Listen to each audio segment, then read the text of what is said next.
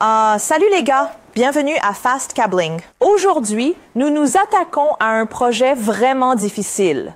Apporter rapidement, rapide et stable à une destination touristique rurale où le signal n'arrive tout simplement pas. Il s'agit de terrains de camping, de sentiers de randonnée et de centres d'accueil, dont certains sont situés à plus de 3 km. Nous savons que l'absence de signal ou de service est néfaste pour les touristes et pour les entreprises. Je vais donc vous montrer comment nous avons construit une solution Wi-Fi extérieure utilisant des câbles à fibre optique sur plusieurs kilomètres. Alors, sautons à l'eau. Pourquoi utiliser des câbles à fibres optiques? Eh bien, sur de longues distances, 500 mètres, 1 km, voire 3 km, l'Ethernet en cuivre traditionnel ne suffit pas. Le signal se dégrade rapidement, il est lent et les interférences sont un gros problème, surtout en montagne. Les câbles à fibres optiques transmettent des données à l'aide de la lumière et non de signaux électriques. Et cela signifie aucune interférence, des vitesses plus rapides et les données peuvent voyager jusqu'à 10 km. C'est donc parfait pour nos besoins. Mais qu'en est-il de l'alimentation? La fibre est parfaite pour les données, mais elle ne transporte pas l'électricité. C'est pourquoi nous aurons besoin de ce câble à fibre optique composite. Il dispose désormais d'une ou plusieurs fibres pour les données à haut débit. Également des fils de cuivre pour l'alimentation et même des fils de terre pour la sécurité. Il s'agit d'un câble tout en un, robuste et résistant aux intempéries. Nous pouvons ainsi acheminer l'électricité et les données par le même câble jusqu'à nos points d'accès distants, ce qui est très efficace. Tout d'abord, je vais vous montrer comment insérer le câble composite à fibre optique dans le boîtier de terminaison. Enlevons toutes les vis et ouvrons le capuchon. À l'intérieur de notre boîte de terminaison, nous pouvons voir les borniers et le coupleur de fibre optique. Je vais maintenant vous montrer comment le brancher. Nous pouvons retirer l'un des bouchons et coller notre câble composite à fibre optique à l'intérieur. C'est très bien. Maintenant, séparons le câble de fibre optique et nos fils.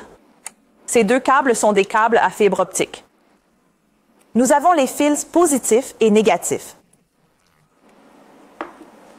Il suffit de prendre l'un des borniers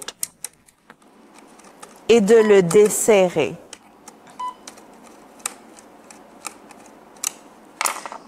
Nous avons le rouge pour le positif. Mettez-le dedans et le revissez fermement, très serré. Donc, tu ne peux pas le retirer. Maintenant, pour le négatif. Encore une fois, il faut le coller. Et revissez-le.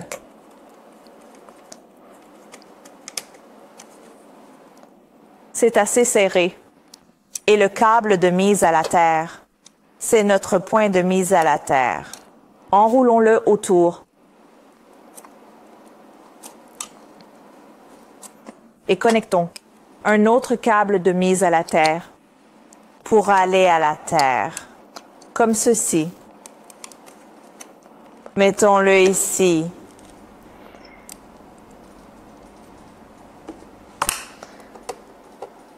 Et tordez-le, suffisamment serré. Maintenant, connectons nos câbles de fibre optique. Nous avons deux cordes, la corde 1 et la corde 2. Plaçons la corde 1 ici. Connectons-la au coupleur. Rappelez-vous que celui-ci est 1. Et le second pour la chaîne 2.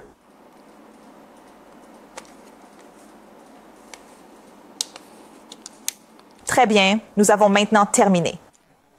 Maintenant, pour les fils positifs, assurez-vous de connecter les fils positifs de ce côté et les négatifs pour les négatifs. Nous sommes maintenant dans notre salle de contrôle et c'est là que la magie opère. Sur notre rack, nous pouvons voir 3 alimentations avec ce disjoncteur. Nous allons parler de l'une d'entre elles. Voici comment elle fonctionne. Tout d'abord, nous connectons le courant alternatif local à notre disjoncteur. À partir du disjoncteur, l'alimentation va dans notre bloc d'alimentation CC et ils sont tous mis à la terre. Sécurité oblige. La sortie de ce bloc d'alimentation est de 48 VCC et va directement à notre boîtier de terminaison. Chaque bloc d'alimentation peut fournir 2 jeux de puissance. Aujourd'hui, nous utilisons celui-ci. Ensuite, nous avons ce commutateur fibre 10G géré. Depuis ce commutateur, nous tirons un câble de raccordement fibre jusqu'à notre boîtier de terminaison, reliant les données au même câble que celui qui transporte l'alimentation, c'est-à-dire notre câble composite en fibre optique. Rappelez-vous comment nous avons connecté les câbles à notre boîtier de terminaison. Nous allons maintenant allumer notre alimentation électrique. Notre câble à fibre optique composite envoie à présent de l'énergie et des données vers la destination. Imaginons que nous nous trouvions à l'un des points extérieurs, par exemple une aire de repos ou un centre d'accueil. Comme vous pouvez le voir, notre câble de fibre optique composite arrive dans ce boîtier de terminaison extérieur. Nous verrons plus tard ce qu'il y a à l'intérieur de ce boîtier et nous pouvons voir qu'il se connecte à notre convertisseur de médias fibre PoE. Ce dispositif convertit les signaux de la fibre en signaux Ethernet et envoie également de l'énergie par Ethernet à notre point d'accès Wi-Fi. Nous avons une fibre optique qui part de notre boîtier de terminaison. Nous devons d'abord le connecter à un émetteur-récepteur SFP. Insérez-le ensuite dans notre convertisseur de médias PoE fibre. Maintenant, le signal de la fibre optique va être transmis en signal Ethernet et transporter à la fois l'alimentation et les données puisqu'il s'agit d'une alimentation par Ethernet. Ce câble Ethernet est déjà connecté à notre point d'accès Wi-Fi étanche pour l'extérieur. Mais attendez. Pourquoi n'est-il pas alimenté? Revenons à notre boîtier de terminaison et voyons ce qui se passe. Laissez-moi la remettre en place. À l'intérieur de la boîte de terminaison, d'accord.